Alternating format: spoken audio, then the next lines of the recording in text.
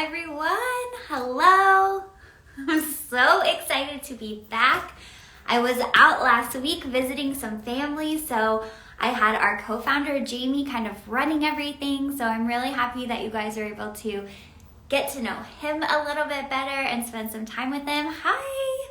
I'm so excited to be hopping on here and talking about a huge topic, which is pricing. And I think that this conversation is so important because a lot of times we're like arbitrarily setting our pricing, or we just kind of set them a long time ago and then we're just seeing if it's working for us, but we don't always have a rhyme or reason. So I'm going to be sharing 4 keys to pricing, and these ideas come from a book that I'm reading right now. Actually, it's called 6 to 7 Figures, and it has so much information, and I feel like the way he broke down pricing was so smart and super relevant for our industry. So I'm going to be sharing this pricing method with you guys.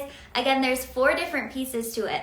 So before we jump in, I love seeing all of you here. Please go ahead and comment and tell me what specialty you have behind the chair. So whatever that is, whatever that looks like for you, go ahead and comment just so that I can see the range of people that are here and how I can relate that to pricing and hopefully give you some really good advice or feedback as we're going.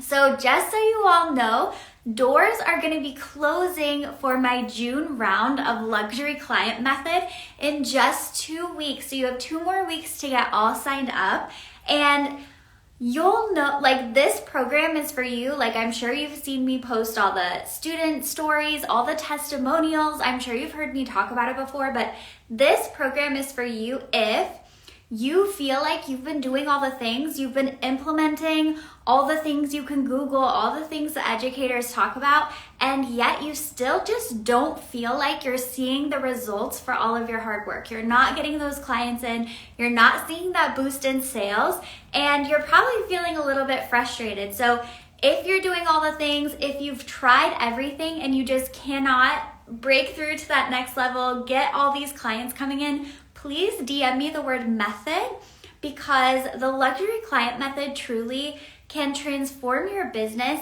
and it is simple, you guys. These aren't complicated hacks, tricks, techniques that you're gonna have to spend hours on.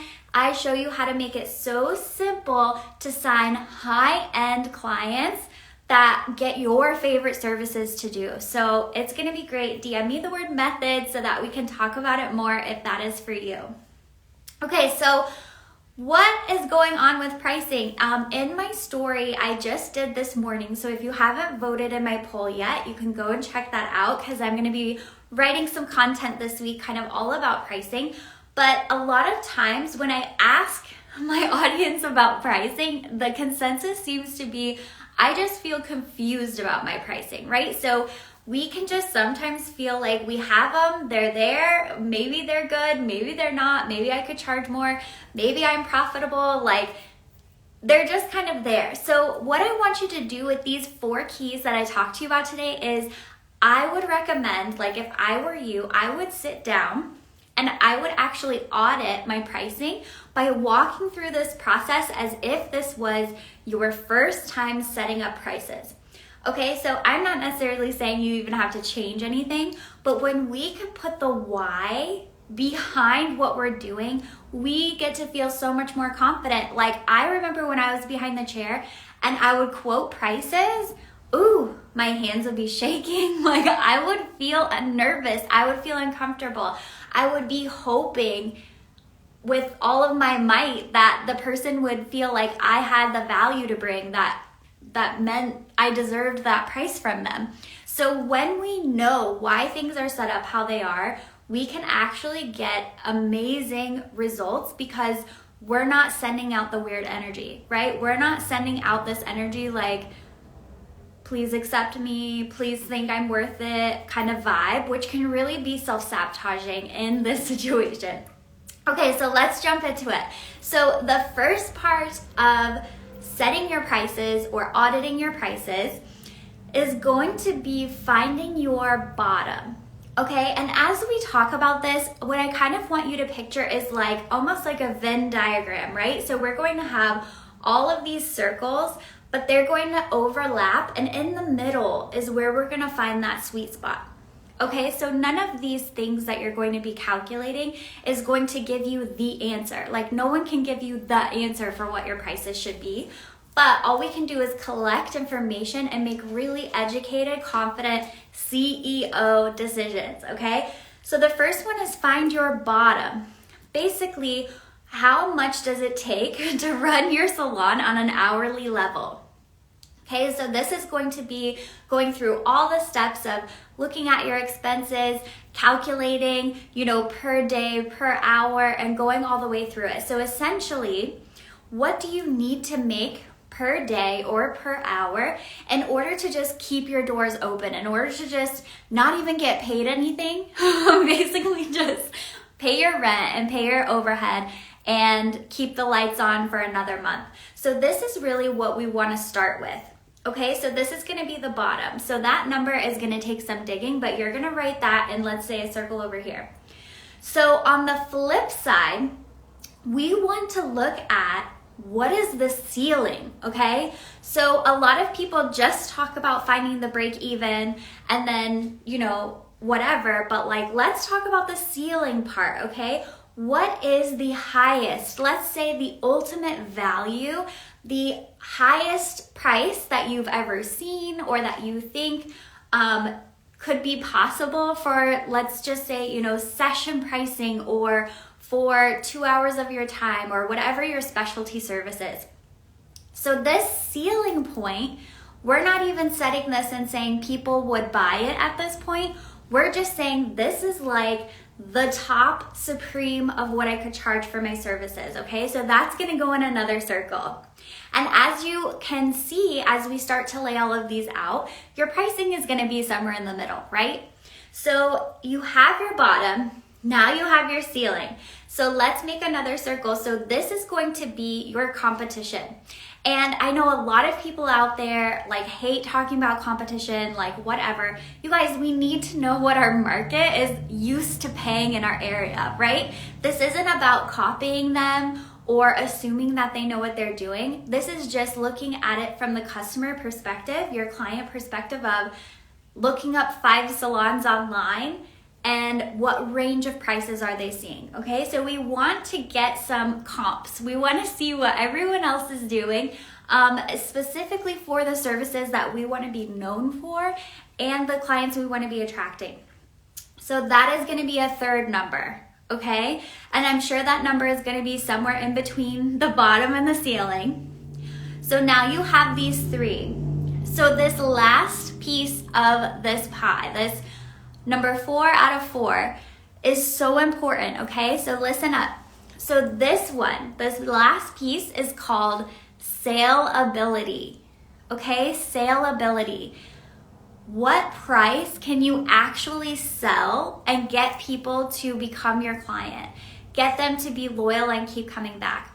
And there's many layers to the sellability piece, because we talk a lot about like being the most talented stylist doesn't always guarantee we're going to be successful, right? That we're going to get the money for that. We have to be good at representing our value, representing and essentially selling ourselves.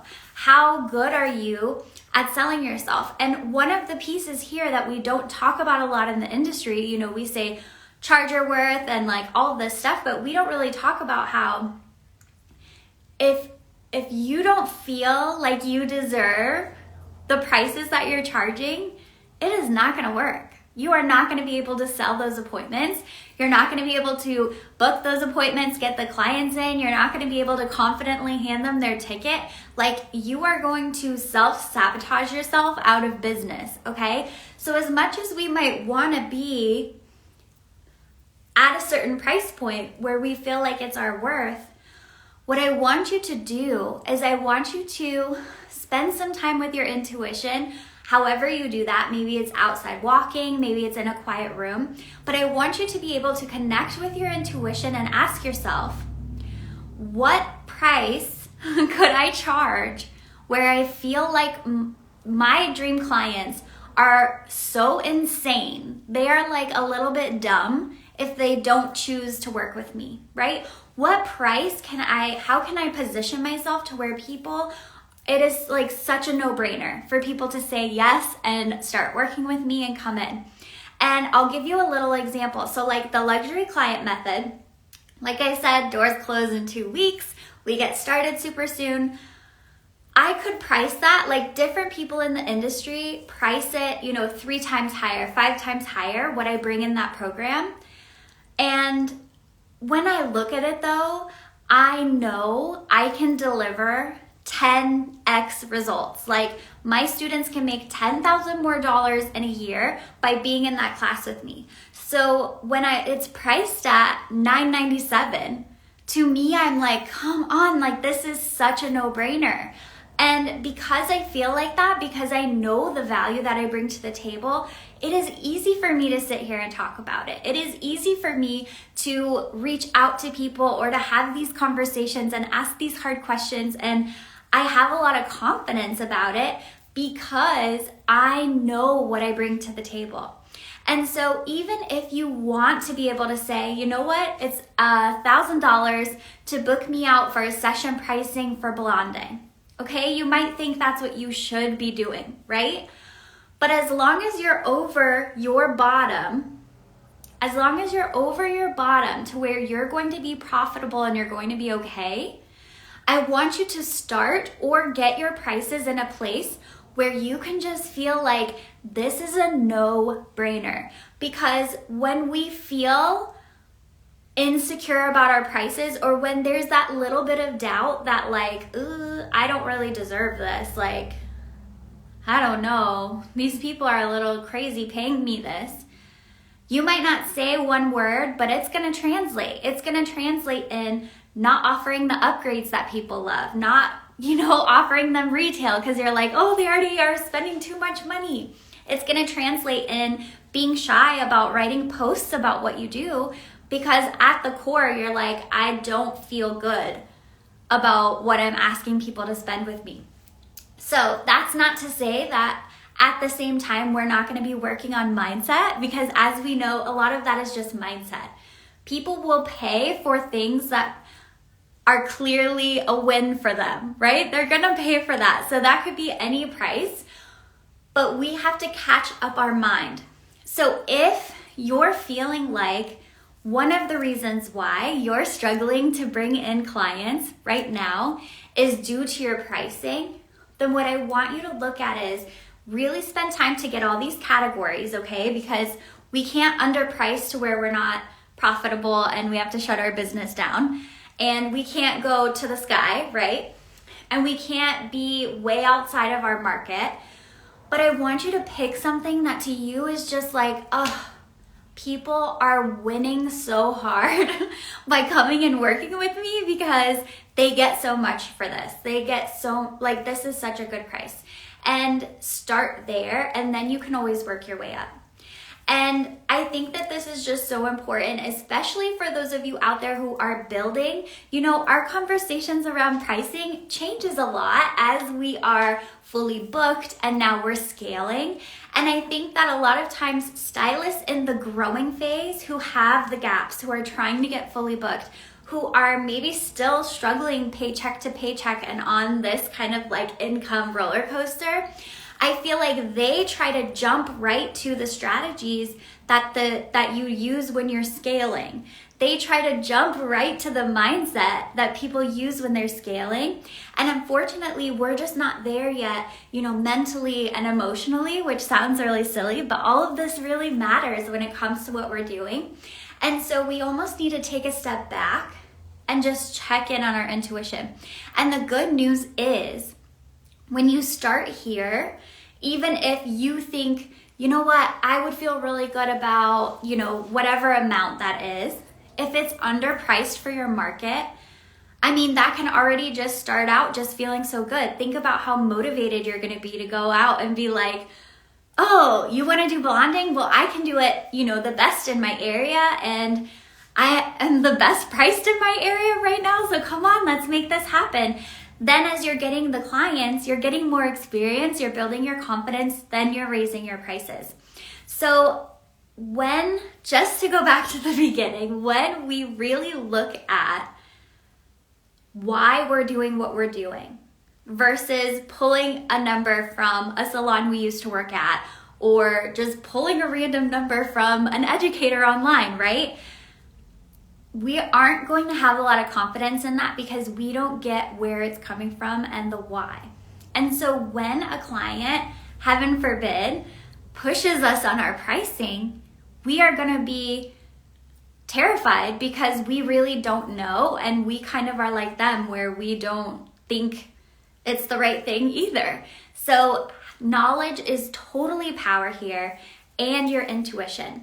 Because, as you scale, as you grow a team, as you do all of those things, it can change. But you working as an independent stylist, you working as a solopreneur, it is a lot about you and how you feel.